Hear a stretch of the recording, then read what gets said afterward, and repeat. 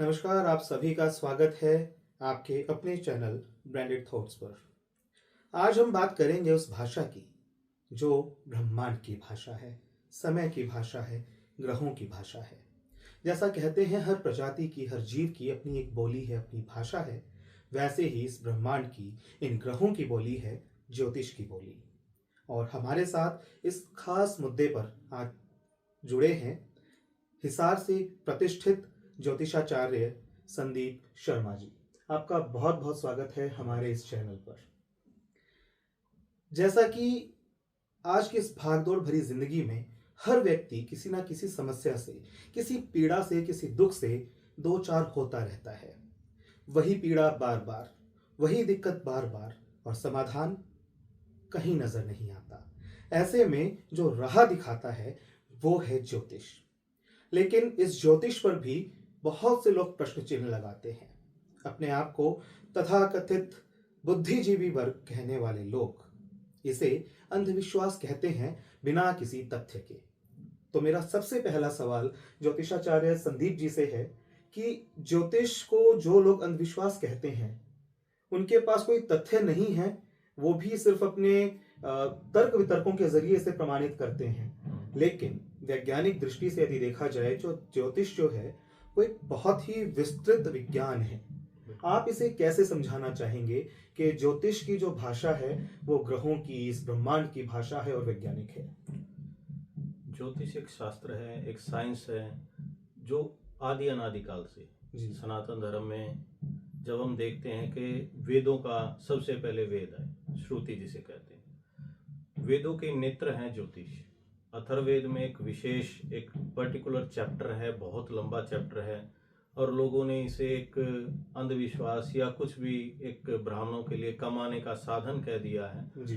वो किसी का मुंह तो नहीं पकड़ा जाता आज के दिन। लेकिन जिन्हें ज्ञान नहीं है, जिन्हें असली पूछो कि ब्रह्म ज्ञान नहीं है, तो ब्राह्मणों को कुछ भी टिप्पणी कर सकते हैं। लेकिन ब्राह्मण कभी विचलित नहीं होते। जिसे ब्रह्म ज्ञान है वो कभी विचलित नहीं होता। उसे पता है कि ये अनभिज्ञ है, ज्ञान नहीं है, तो कह सकता है। अज्ञानी है वो कुछ भी बोल सकता है। लेकिन जिसने वेदों का अनुसरण किया है, आचरण में अपने वेदों को ढाल रखा है।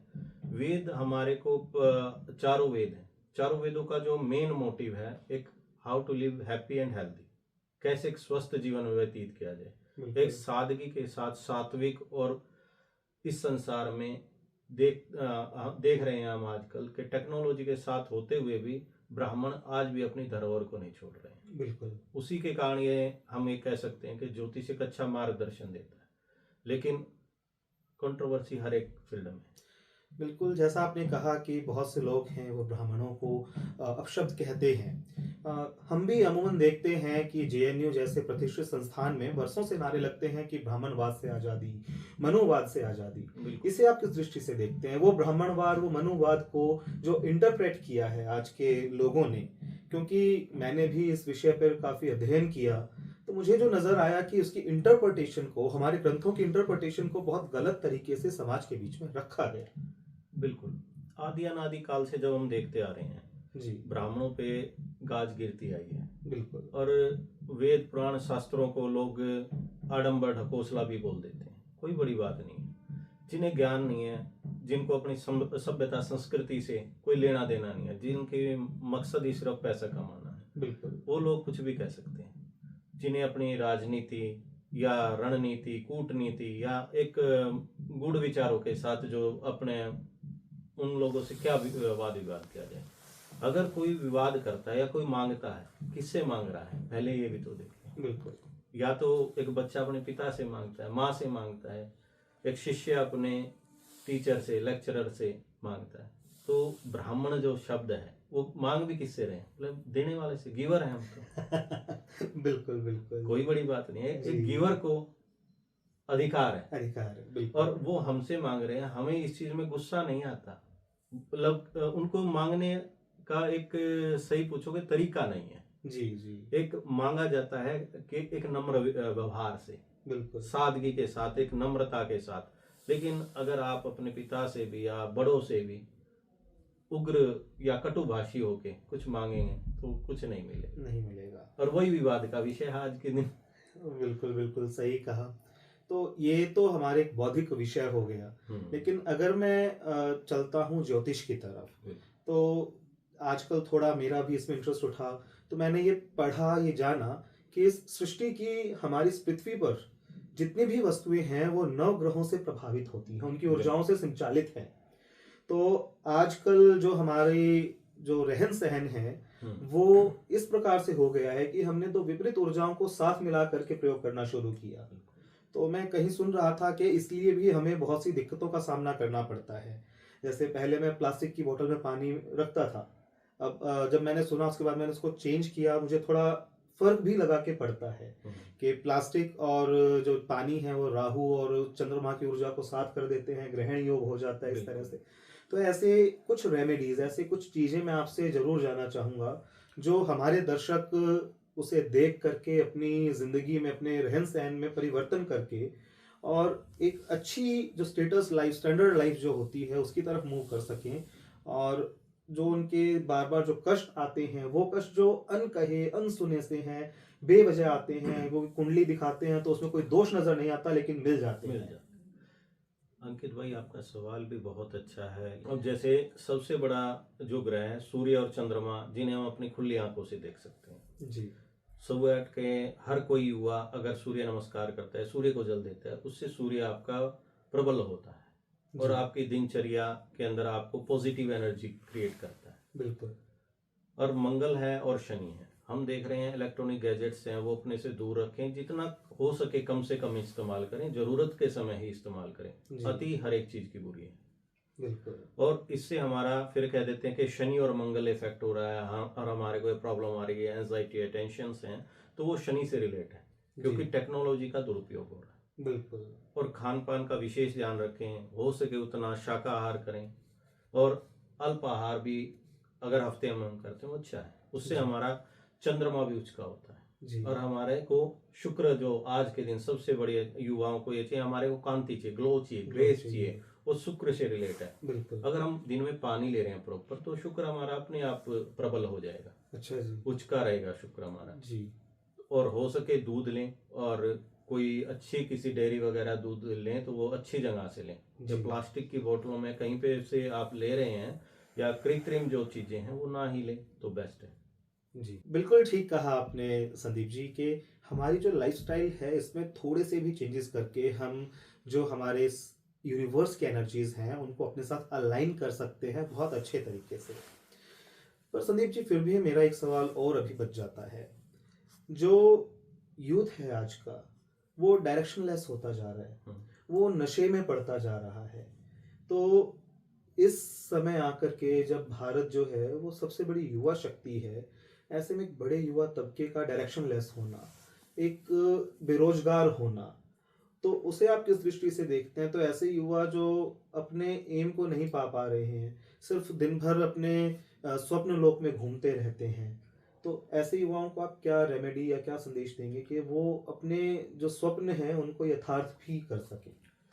ये जो मेटल है या हम नशे की तरफ भाग रहे हैं युवा, और टेक्नोलॉजी का दुरुपयोग हो रहा है, ये शनि से रिलेट करता है जी। क्योंकि शनि ग्रह एक बड़ा प्रबल ग्रह है, और जिसका शनि लगन कुंडली में वक्री हो जाए या शनि के दुष्प्रभाव आए तो नशे का आदी हो जाता है जी। चाहे वो लड़का हो, लड़की हो, कोई भी हो। और युवा इसके अंदर ज्यादा ग्रस्त हो रहे हैं। उसके लिए शनि का सबसे बड़ा ये है कि हमें हमारे माता पिता की सेवा करें, और उनके और जो हमारे गुरु हैं, जो हमारे टीचर हैं, लेक्चरर हैं, उनको आइडल बनाएं, ना किसी और को। जी। हमारे को यही नहीं पता कि हमारे आइडल हमारे फर्स्ट पेरेंट्स देन टीचर्स। जी, बिल्कुल संदीप जी। और एक ज्योतिष को लेकर के बहुत से लोगों के मन में जो डर बना दिया गया कि यदि आपने ये चीज नहीं की गई तो आपकी हानि होगी। ज्योतिष को लेकर के बहुत से जो आजकल वीडियोस आते हैं वो लोगों को डराते हुए आते हैं कि आपका समय बहुत खराब आने वाला है। इसे आप कैसे बताएंगे कि समय खराब आने वाला है और ज्योतिष है वो आपके समय को बचा देगा, आपको बचा देगा? क्योंकि हमारे जो संत हैं, हमारे जो ग्रंथ हैं, ये कहते हैं कि कर्म नहीं कटता। आपने यदि किसी के साथ गलत किया है तो आपको उसके प्रतिफल से, उसके फल से कोई नहीं बचा सकता। और ऐसे में जब ये डराने वाली बातें आती हैं या बचाने वाली बातें आती हैं तो कहीं ना कहीं एक भ्रम की स्थिति भी उत्पन्न हो जाती है। बिल्कुल जो ये बात आपको कह रहा है, आपको डरा रहा है, तो उसके पीछे उसका एक स्वार्थ है। जी। वो है पैसा। वो है कि लोगों को एक डरा के या प्रेशर करके अपनी तरफ आकर्षित करना और पैसे ऐंठना उनसे। जी। और वो चीज़ गलत रास्ता है। ज्योतिष या हमें ब्रह्म ज्ञान में ये है ही नहीं।